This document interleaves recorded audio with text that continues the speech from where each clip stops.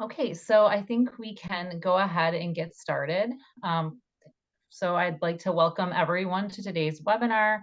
I'm Jenna Frame, representing Biocytogen's marketing team in Boston, and I'll be moderating today's session. And I'm joined by our speaker, Dr. Yu. He's our global head of preclinical pharmacology, and he has more than 15 years of experience in the industry working with multiple drug development programs from preclinical to clinical stages. So we're excited to hear Luke's overview of atopic dermatitis, including clinical treatments, challenges, and how we address those challenges in the preclinical study.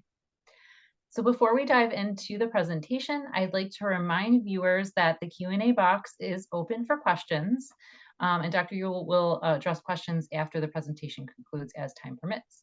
So without further delay, I'd like to invite Luke to begin the presentation. All right. Okay. Thanks, Jenna. And thanks everyone for attending today's webinar. The topic for today's webinar is translational animal models of atopic dermatitis. I pick up this topic because this is a very popular model for now. Also, I got a lot of inquiries and questions about this model. So a lot moving. Okay. Okay. So the question I got, the one is about what AD model should be selected, and what mouse strain should be used for the AD model, and how we measure the cytokine biomarker, because they may be some cytokine biomarker may not consistent, or in the early stage or later stage. We'll discuss more later. Also, is the data generated from the AD model is translatable to clinic. So those are just some key questions I got from our clients or some other peoples.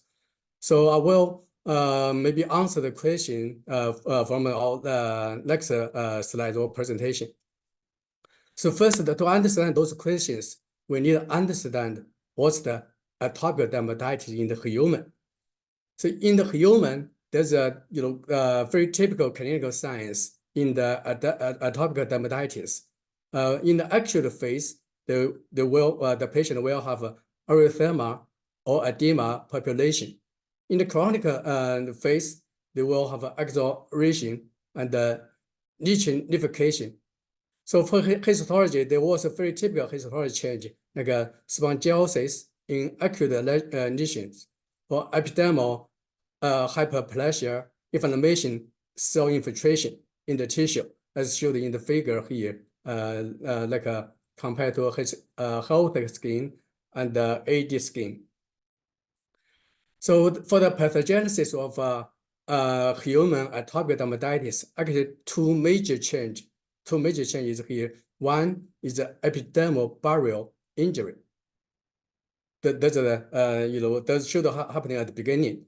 And then with this injury and some allergens or infections will happen, some bacterial or allergen will penetrate to the skin to cause an immune response. The more predominant immune response is the type 2 related immune response. And also there are some other cytokines, also other type of immune response. For example, in the Th1 immune response or Th17 immune response that happen in the later stage. And definitely there's some a lot of variations or variability between the different genetic background or ages. For example, like an Asian patient, there's a more Th17, Th22 bells. Also, African Americans, they mostly is Th2 and the Th22 immune response.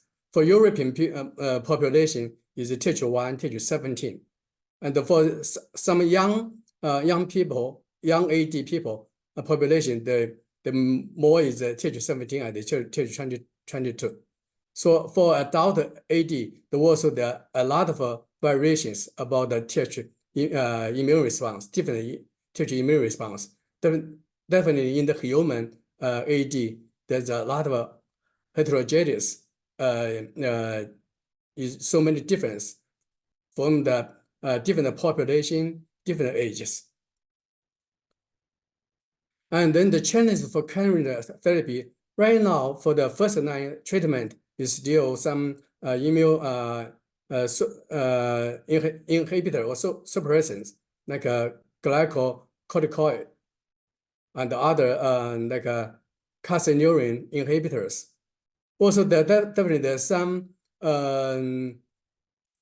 research on the drug development or new therapy is ongoing. Like most recently, like a dupilumab that targeted to the IL-4 receptor A and or IL-13 receptors. There's is approved for the therapy for AD. Besides that, there are some other drug development ongoing, as shown in the figure. There's a target different target in the different target and the pathways that are related to the AD, as shown in this figure. Also, people also expect, so we can find an animal model that can mimic exactly happening in the human.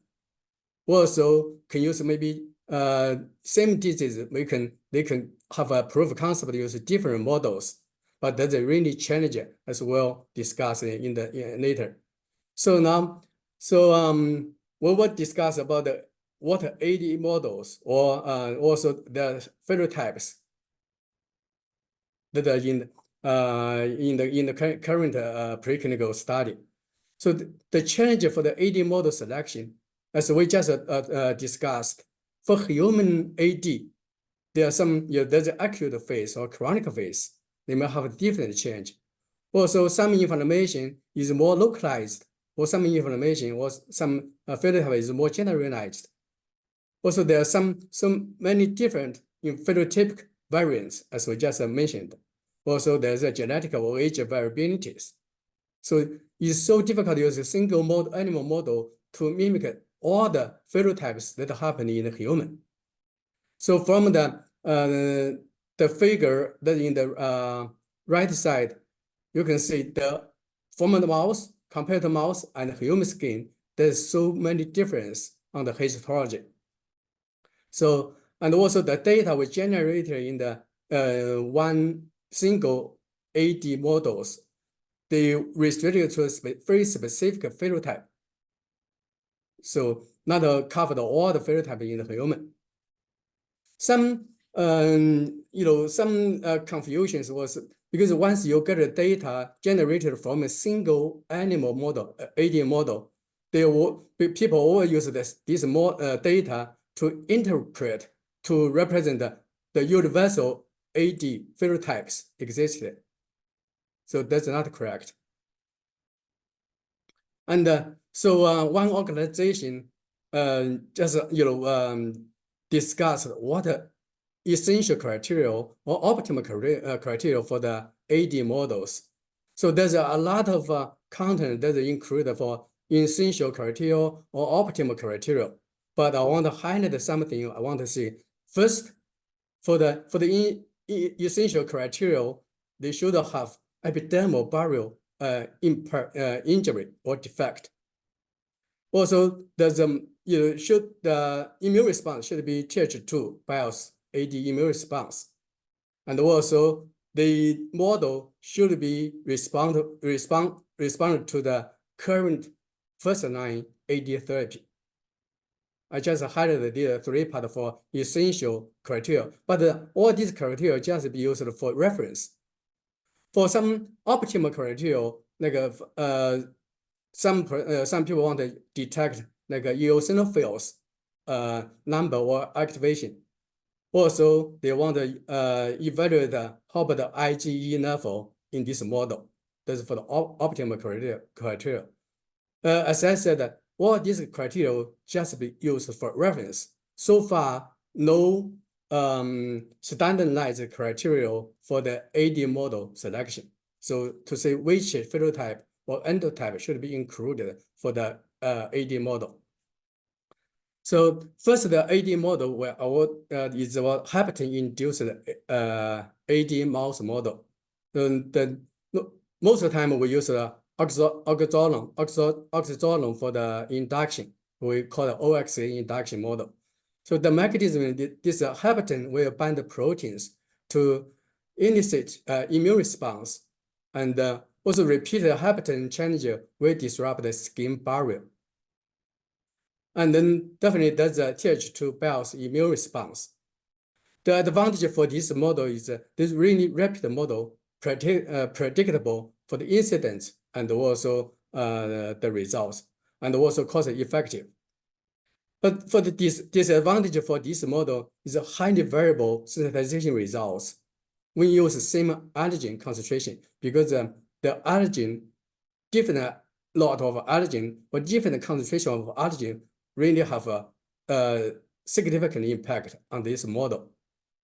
And also difference between the strains, because if you like, for example, there's a C57 black 6 definitely have different immune response compared to the Babsi. The second model, that's common used model, is allergen-induced AD model. So most of the allergen we use is OVA and HDM. There's also is a Th2 type immune response. But as you can see in the right side, the figure in the right side, we can use this allergen to sensitize the mice, use a different route, like oral or IP or intradermal or intranasal sensitization. But for this model, always most of the time we'll have to use adjuvant to boost the immune response. And the advantage for this model is also similar to the hapatin-induced model, is rapid, predictable, and cost-effective. Also is Th2-driven immune response. Also, if you use a Th2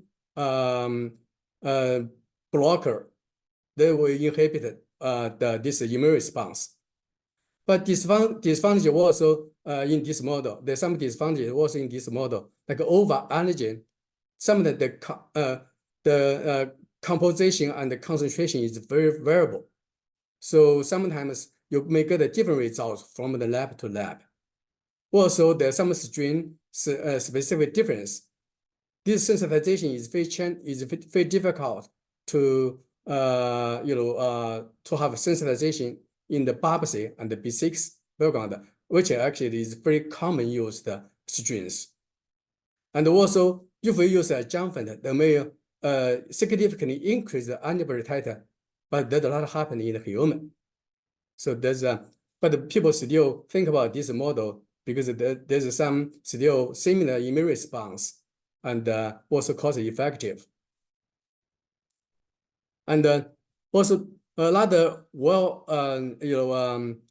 validated model is vitamin D3 analog induced AD model.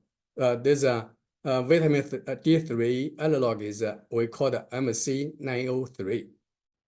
So that's a very interesting for this model is that this MC903 can activate ILC2 cells and also induce some immune cell penetration, not only limited to the T cells, also there are a lot of eosinophils, basal cells, mast cells, and other dendritic cells. So it's clearly Th2 cytokine immune response, also driven by TSLP expression. So maybe this is a kind of difference with other AD models like hapatin or allergen-induced models. Advantage for this model is well-characterized mouse model.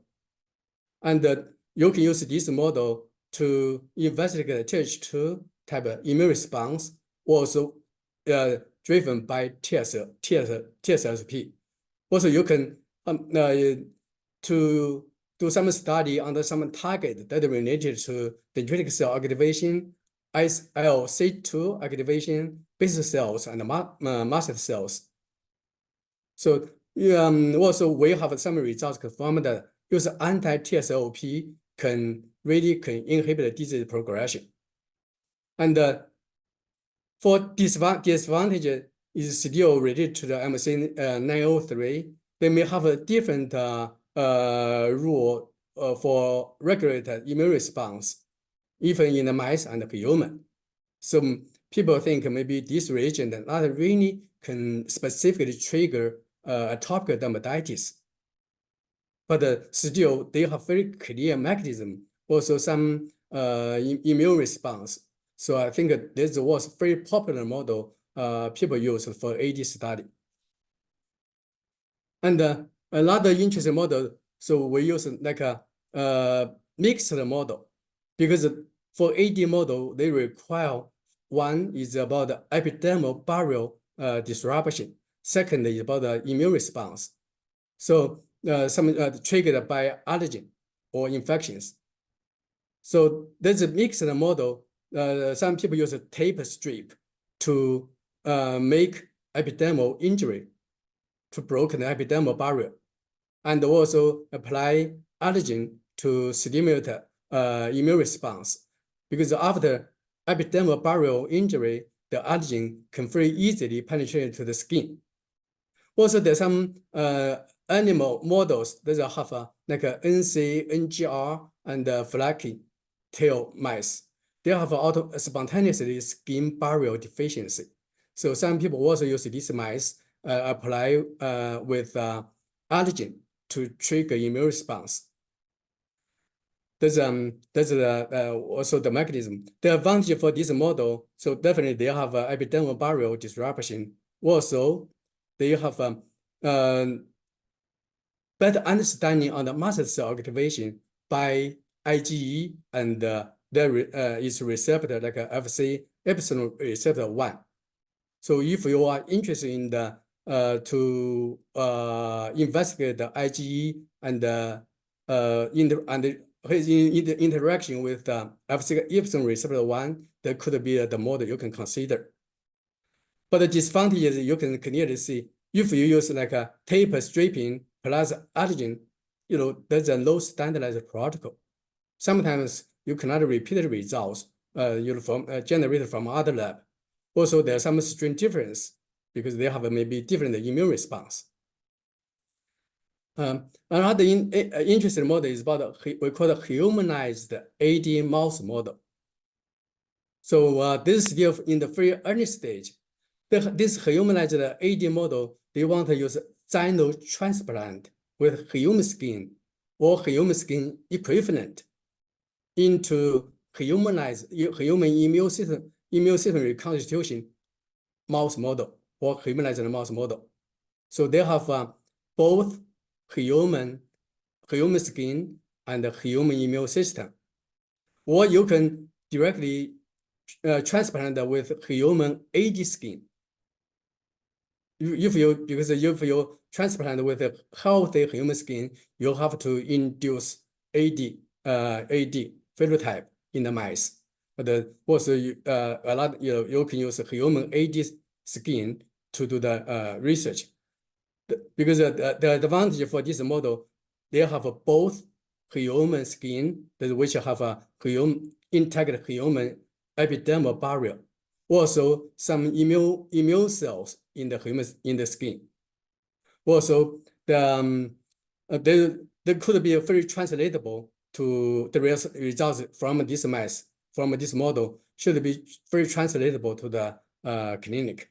But the challenge is very challenging to get to connect those human AD skin, also because they also should have same HLA, the matched HLA with the human immune system, like a human PBMC or human CD34, because you do not want to have an immune rejection to the skin, right? So that's very challenging to connect those samples. But also, as I mentioned, that's in the very early stage.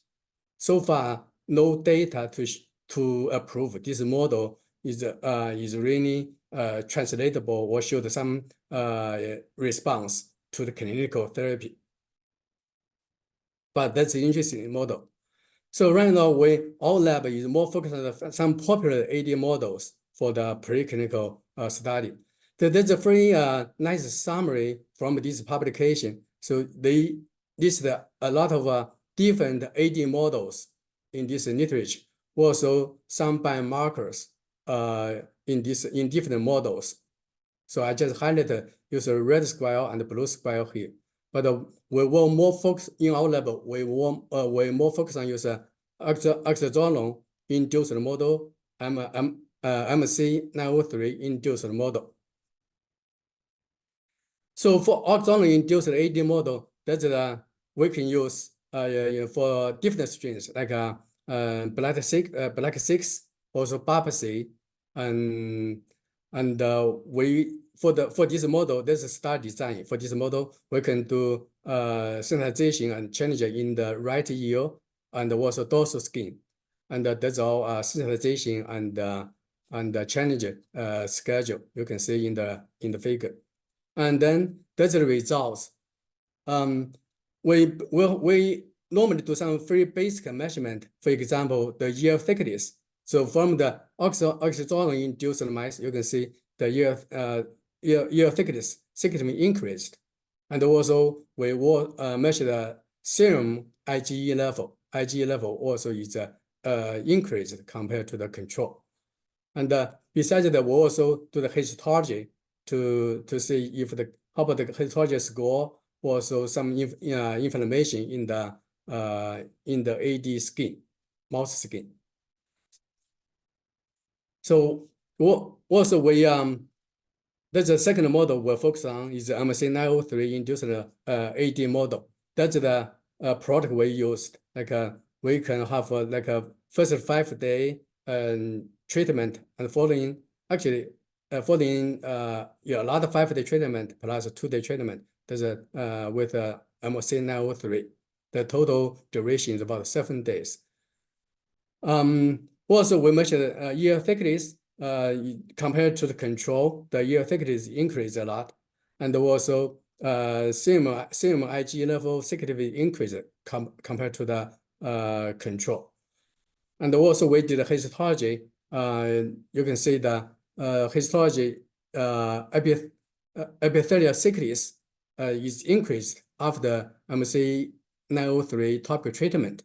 And also you can see eosinophils, the number of eosinophils increased, and also the total histology score is increased. So that's really a basic measurement evaluation for this model. But we definitely can have other measurement, some biomarkers. But for example, cytokine measurement, we will discuss cytokine measurement after. But also we can, if I have some specific like a readout, we can definitely to coordinate with the readout. So a lot of questions about which strain we should use. Is blood 6 or Barbacy mice? So I just put this data we generated together. So we use like ear thickness, also total IgE level for the comparison. You can see for ear thickness, in Barbacy mice, they have I think they have a higher more thick. There's a thicker than that in the Barbacy, the black 6. Also IgE titer, there has much higher IgE titer compared to the that in the black 6. Because that's understandable, because the Barbacy is more Th2 driven in the mice, or black 6 is more Th1 driven the mice. But in both strains, we use dexamethasone to the treatment. Both model both showed a very significant effect on the in the treatment of with dexamethasone. And also, besides the wild-type mice, we also use a lot of target humanized mice for the AD study. That's because a lot of test article may not cross-react with human target.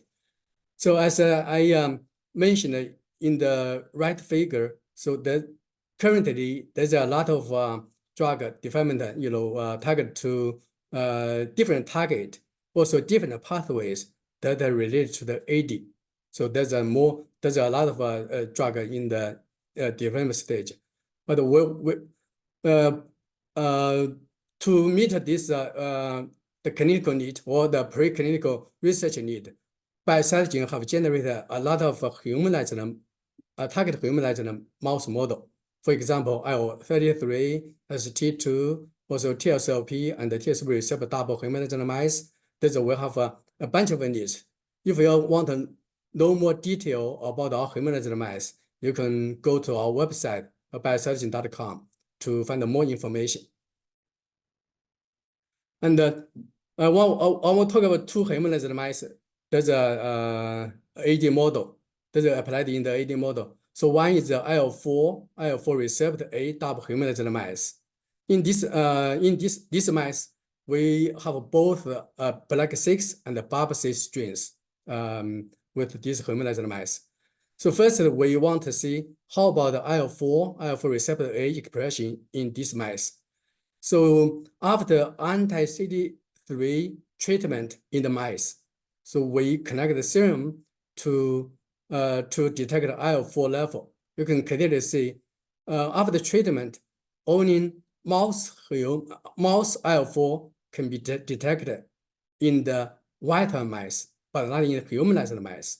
That means because this mouse IL-4 receptor A fully replaced with the human IL-4 and the IL-4 receptor A. So in this humanized mice, we can only detect human IL-4, but not the mouse IL-4. So that's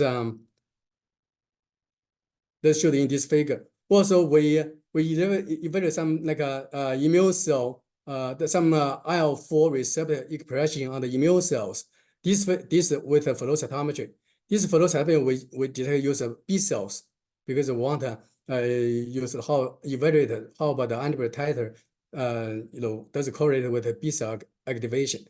So in this data, you can see only mouse IL-4 receptor expressed in the white mice, but not humanized mice. Also, there's only human IL-4 receptor expressed in humanized mice, but not in the white mice. There's about the IL-4 receptor expression.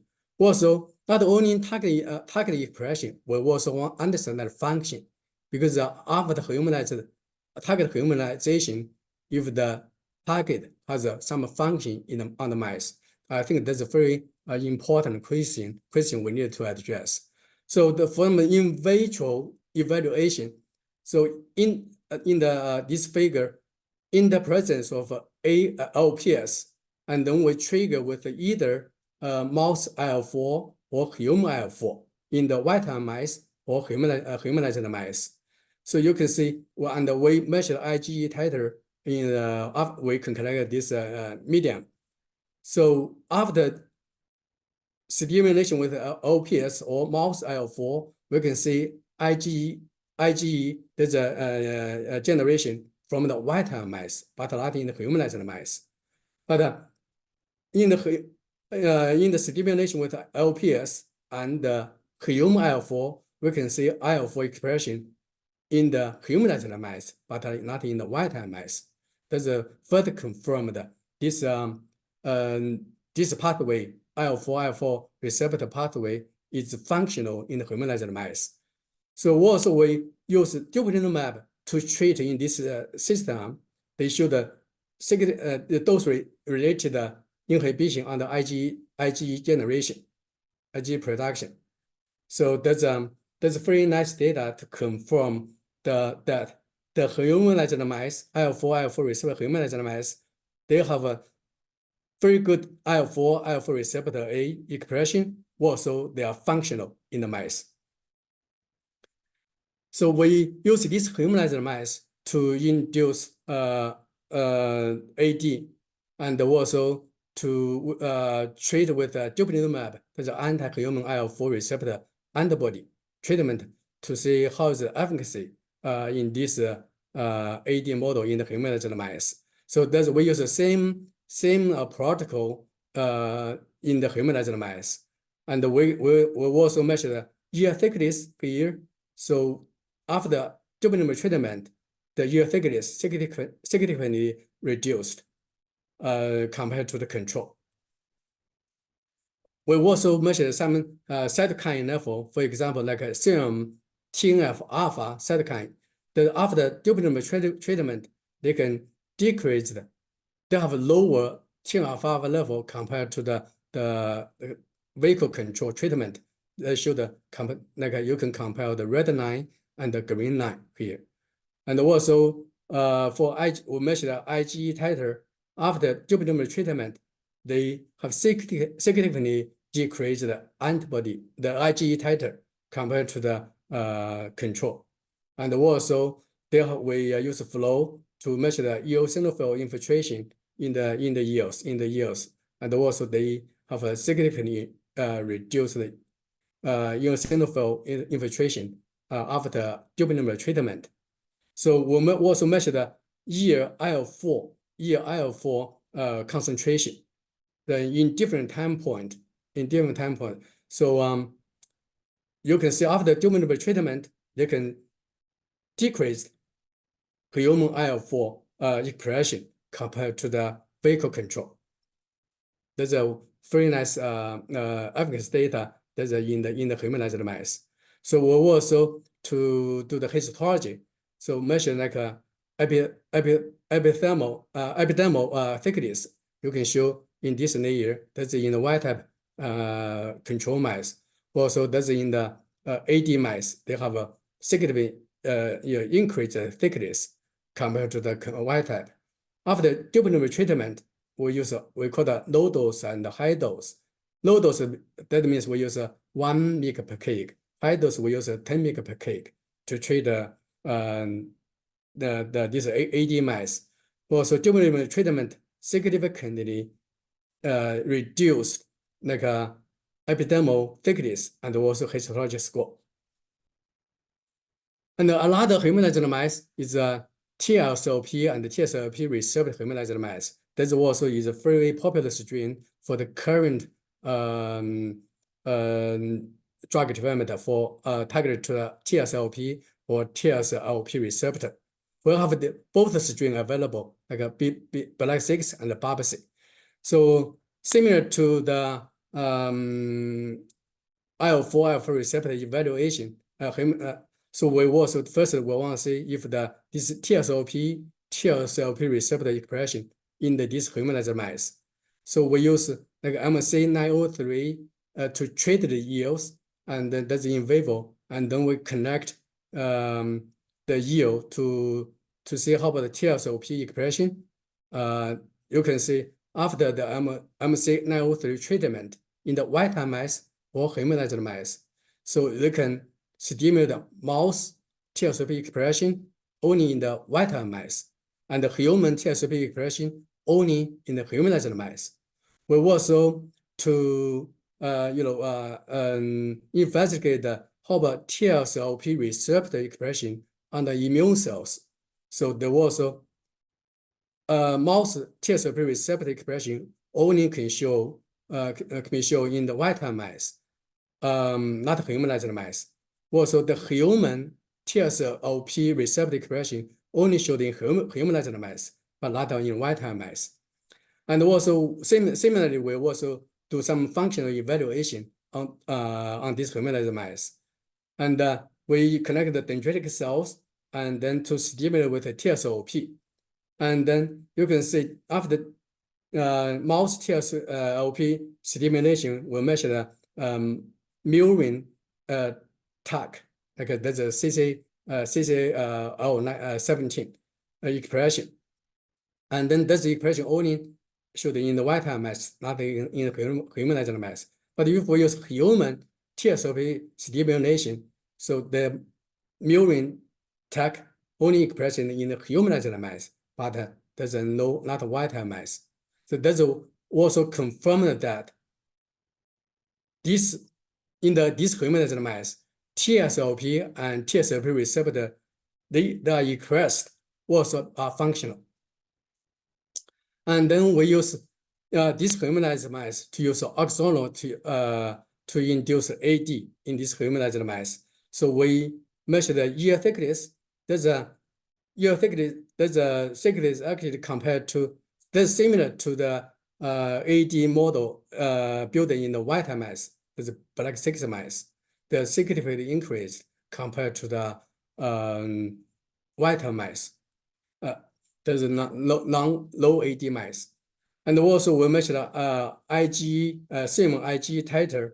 So similar to the white mice, in these humanized mice, this IgE titer also significantly increased compared to the non-AD mice.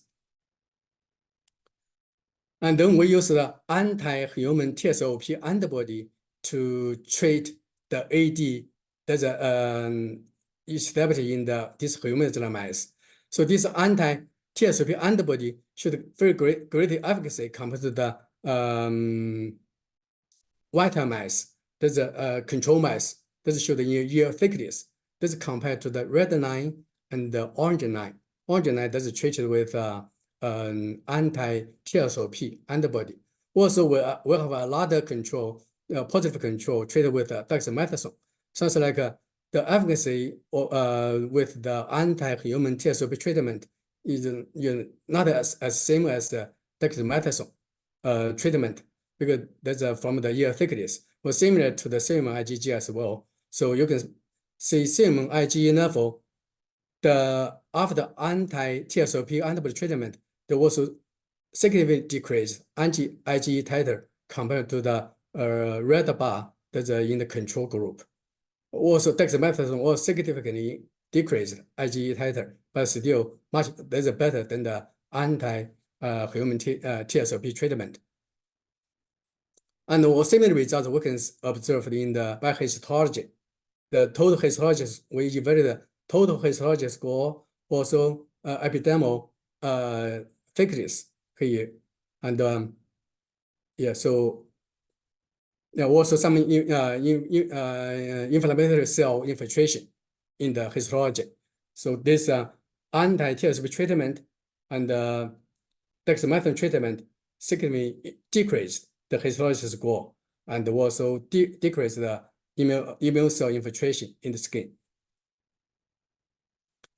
So, and another topic about the cytokine measurement in the AD model. So we want to show you some our capability to measure cytokines. We can use both Luminex and also MSD to measure cytokines. This is some panel, but that's just a partial panel. We can measure a lot of cytokines to use this Luminex and MSD. So there's some data we generate from our internal study. So we measure like TNF-alpha and CP1, also IL-5. That's in the protein level in the AD model that's induced in the humanized IL-4 receptor A humanized mice. So there's some with different time point, also different tissue. For example, different time like from day 9, day 16, day 26, also from the ear, skin, and also serum. So, and there may some variation from time to time. They you may show some significance. And we will have some efficacy data to show how dupilumab reduced the IL-4 level in the oxonal induced the AD model in the IL-4 receptor humanized mice. So that's a IL-4, that's a human IL-4 level. That's in the ear, slightly in the serum. So also in different time from day 9, day 16, day 23, day 26. Also we'll have 2 different tissue. One is the ear, one is the skin. So you can see after dupilumab treatment, they can significantly decrease the IL-4 level, human IL-4 level compared to the control. Also, we can measure mRNA level, like for example, IL-5 level, IL-13 level in the this AD model in the humanized mice. This is also very common cytokine, like a tetracytokine IL-5, IL-13. So you can see after the dupilumab treatment, they did decrease this cytokine mRNA level compared to the control. And also that's our summary about our cytokine analysis. So we can use like a different time point, different tissue, ear, skin, serum, and also different biomarker of cytokines from the protein level to MRI level. So you can see there's some maybe there's some limitation on some assays or some tissues, but from the highlighted one, I think that for IL-4, TNF-alpha, they have very good, very consistent results. For others, like we did have some assays in some tissues or some time point, but there's not a intact completed panel. I think the question people will ask, you can see the cytokine, some cytokine change maybe in some time point. Maybe cytokine measured with a protein level, with a mRNA level. So why this cytokine measure is so different? Why we should measure different the cytokine in different tissue, different time point? I think that's a very important question we need to discuss, because there's a question, there's a lot of clients will ask this question, want to discuss. So how about the study design for cytokine or biomarker analysis? So there's you can see from the as I mentioned in the human AD disease, there are some inflammation is local inflammation or systemic inflammation. So for cytokine measurement, you may have a local and systemic cytokine measurement. Also, in the disease progression, they have acute phase and chronic phase. Maybe in different phase, may have different cytokine measurement. And for the cytokine measurement can be done by mRNA or protein level. So why that we need this kind of different measurement, different tissue, different time point, or mRNA level or protein level? You can see from this the figure.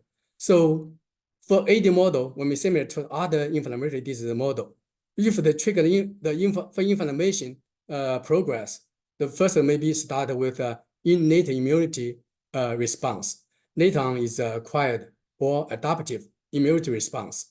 So that means first maybe you can have some dendritic cell activation, also macrophage activation.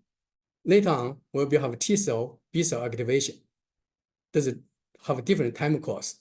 So related to this immune cell activation, they may have different cytokine expression. In the pro-inflammatory cytokine in early stage or in acute phase, you may have TNF-alpha or IL-1 expression, following by some other cytokine expression. Later on is more anti-inflammatory cytokine expression. So because that's related to some immune cell activation progress. Similar to the AD model, you can see in the AD model, they also have an acute stage or chronic stage. So in the acute phase, they may have like a dendritic cell activation, also also Th2 cell activation that are related to cytokine expression. In the later stage, you might have a more Th1 or Th17 cytokine expression. So that's why we want to see how we need to design the study for the cytokine measurement. And the problem for the current study, most of the project or most of the client want to just take a terminal bleeding for cytokine measurement. Use single time point to evaluate the cytokine expression for the MOA study or proof of concept study. Maybe that's not correct, because in the end of stage, like for AD model, that maybe go to the chronic phase. If in the chronic phase, you want to measure some cytokine that happened in the early stage, acute phase, that maybe you cannot have you may not see the change. At least you may not see the protein level change. You may see some mRNA change, level change.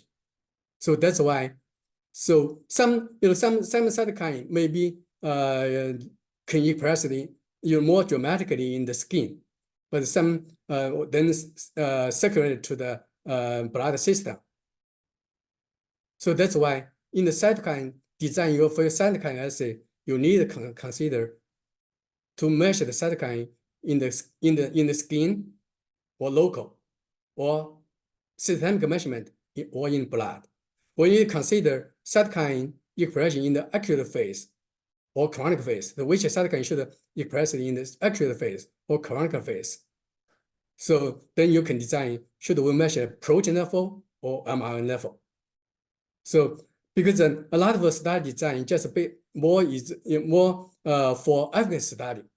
But if you want to really evaluate the cytokine or biomarker, you should design a little differently with the efficacy study.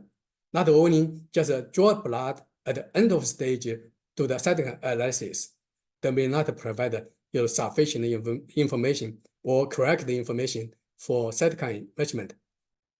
For the take-home message, so none of the AD model are fully certified for the current clinical for the preclinical study.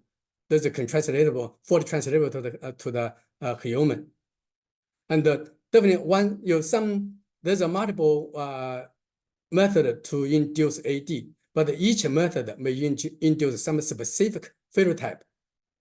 Not all the phenotype that are in the human. So one suggestion is for the animal model selection should be based on the immunosignatures that happened happened in the animal model, also related to your test article.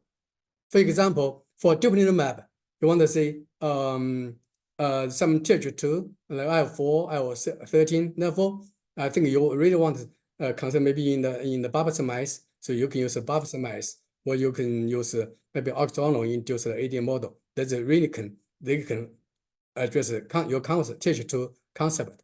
But if you want you study in different population, for example, the Asian population, the more TH1 cytokine driven, or maybe in the chronic phase, there's more TH1 or TH17 driven. You may consider use a different model. Also, one good thing is maybe since different induction may induce different immune phenotype, or TH1, TH2, 17, or TH2. You may use different induction or different model to really understand the MOA of your test article. So another strong suggestion, you can use humanized mice, like target humanized mice that I mentioned, like IL-4 receptor humanized mice, or TSLP receptor humanized mice to for the AD study. They may provide more translatable data for your drug development. I think besides this humanized mouse model for the AD, so we also have a lot of other humanized mice for other inflammatory, the more metabolic disease. For example, I just have a list here. They can be used for other autoimmune disease or metabolic disease. But if you want to get more detailed information, please go to our website, biosurgeon.com. And also, there's a free overview of the inflammatory and autoimmune disease model or metabolic disease model that we have. So that's also listed in our website. I think that's what my talk for today. Jenna, back to you. Thank you so much for your listening. Yep, sorry for the delay, a little delay on my end. Thank you, Luke, for that fantastic presentation. And I see we have lots of questions, so I hope that you can stick with us as we get through these.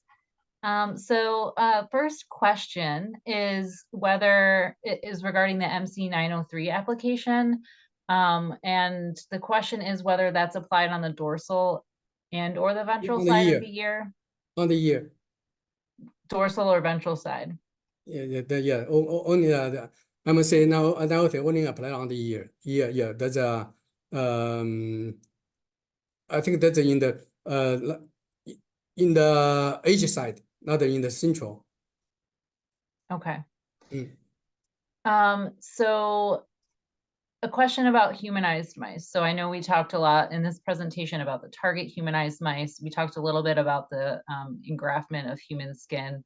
But what about like CD34 or PBMC humanized mice? Can the Hapton models, you know, be modeled in those types of transplantation systems? That's what I think that's have great potential, as I said, for the humanized mice. That's the AD humanized mice. If you want to graft like human tissues to the mice, I think definitely you may need to use like a CD34 or PMC humanized mice to do the study, because the both immune system and skin are from a human. But the challenge is here, you have the match, have a HLA match each other. So you do not want to cause like a immune rejection or GVHD. Right. So I guess then the option would be to either use the Hapton model on the healthy human skin or the diseased skin, right? That's right. Okay. So we have an interesting question about the itching. So it was asked whether any of these models experience itching, and if we ever treat them with topical steroids.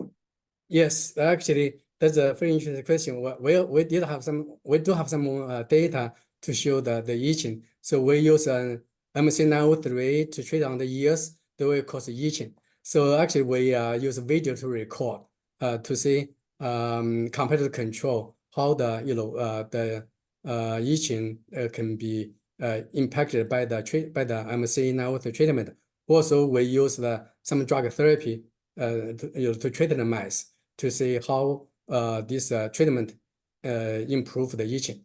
Yes. Great.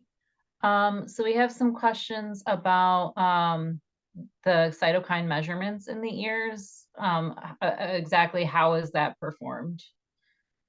For cytokine measurement, so we can have multiple way. One, we can do the homogenize for the ear, and then to do the use ELISA or Luminex or MSD to do it. Or we can do the flow. You can use flow to get some single cells, isolate single cells from the ear to the flow. That's very challenging, but this is very challenging part. I see. So antibodies that recognize the cytokines? Right. Okay. But, okay, so let's see, next question. So I think this is when you showed the very large chart about the different cytokines. So is that summary of the cytokine analysis specific for the oxazolone induced model, or is it sort of general for the other types of induction? Because a very common measurement, but because people more focus on tertiary cytokines, but also they include maybe couple tertiary cytokines. For example, like IL-4, IL-5, IL-13. That's a very common measurement for both, for all AD models, even oxazolone induced AD model, MSC903 induced AD models, and also TNF-alpha. Interferon gamma also in the list. That's for tertiary one, but TNF alpha is very common for measurement, included for the AD study. I see. Okay, thank you. And I think the related question was, were we able to measure IL-5 and IL-13 in the MC903? Yes, there's Yes. well, maybe there's as I said, sometimes it's challenging to measure in the protein level. Does it depends on your study design, and we can certainly measure mRNA level, and that's as I showed in the slides. Thank you. So let's see. Next question is, if you catch the time point where IL-31 increases and apply nemolizumab, do you expect the progression of the pathology to stop? Do you expect IL-4 and other markers to decrease? I mean, in the humanized mice, for humanized mice, or I'm sorry, It's can you repeat not, the question? so if you are treating the mice with nemolizumab at the time point where we would expect IL-31 to be increased, would we expect the progression of the disease to stop? For IL-31, we have not measured as IL-31. I think that's a more maybe in the chronic phase to my understanding. So, but we can definitely do more investigation on this part. So for yeah, for IL-31. Okay, thank Mm. you. And so there's a question about the specific mechanism with the MC903 induction and how that translates into the Th2 response. Because there's as I just mentioned on in the slides, MC903 will trigger the IL-C2 activation, and then there's also related to TSLP pathways. There's there's linked to Th2, to activate Th2 response. Okay, thank you. Are there advantages to using the back skin versus the ear challenge sites? And then how do you select which site? Sometimes we use both, like for axonal, we use both ear and dorsal skin challenger and sensitization and challenger that may cause a more the better immune response, especially for systemic immune response. Okay. So that's why you may see some systemic cytokine change in this model. Okay. So another question about the stem cell humanized mice. Have we specifically done any AD modeling in the stem cell humanized mice? Not yet. As I said, that's in the very early stage. I'm happy to that there's a challenge still because we have this humanized mice, but not applied for the AD model. Because you need to get a human sample to transplantation on this mice. But it's very challenging to match for the actual match up. Right. Okay. And I think just two more quick questions. So in what scenario do you prefer MC903 versus OXA?